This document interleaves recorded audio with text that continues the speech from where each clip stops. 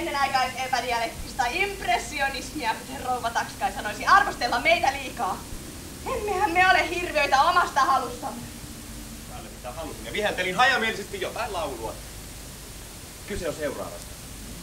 Ensiksi on liikaa tuotteita. Markkinat ovat käyneet hallitsemattomiksi. Kuka tuottaa liikaa? Yksi teistä.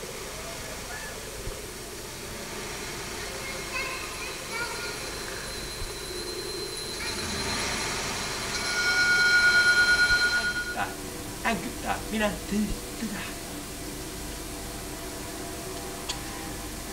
Miksi näin kaiken niin terävästi? En haluaisi nähdä lattian kuvioita niin selvästi. Haluaisin olla likinäköinen.